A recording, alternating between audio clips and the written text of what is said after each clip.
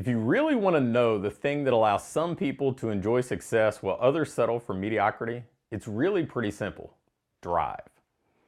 If one of your clients wants to reach their goals, it's more about their want, desire, and willingness to stick to your program than it is about having any magic system. If you want to build your ideal business, it's more about your hunger and willingness to do what most won't than it is about the latest, greatest marketing fad or business system.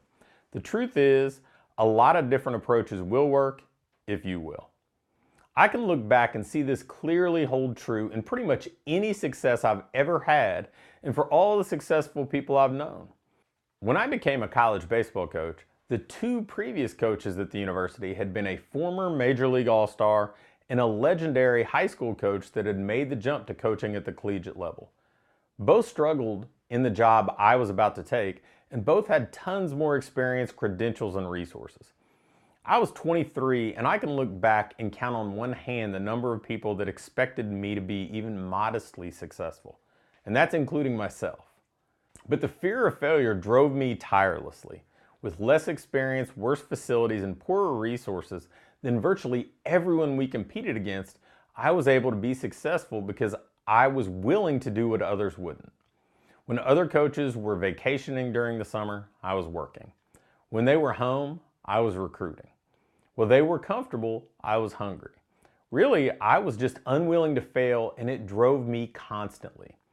When I moved into the business world, I'd only read about 4 books that could be considered business books in my life, and I'd never made more than $33,000 in a year.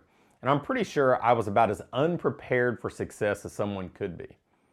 But after taking about 18 months to work for someone for a while to learn the ropes of the industry and to study up on business, I took the leap into entrepreneurship and went into business for myself.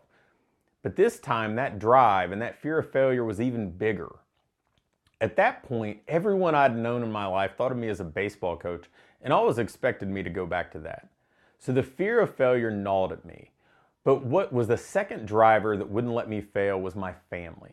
When I got started, Holly, Tyler, and I lived in a basement for a year, and under no circumstances was I going to fail them. Everyone has their stories like this where they struggled and paid their dues. It's just that most of them aren't in their early 30s. But that was a choice I'd made since I decided to change careers midstream. And as far as I was concerned, failure wasn't an option. Looking back, in both cases, I had a lot fewer resources and experience than the competition. But what made up for that was drive. But this drive, or willingness to do what others won't, is hardly exclusive to me. I know plenty of people who exhibit it more than I ever do or ever have. I've been fortunate enough to work with a lot of successful entrepreneurs, and they all use different business models, different marketing strategies, and even different training methods in one way or another. But the one thing you'll find in all of them, and every other successful person, is drive.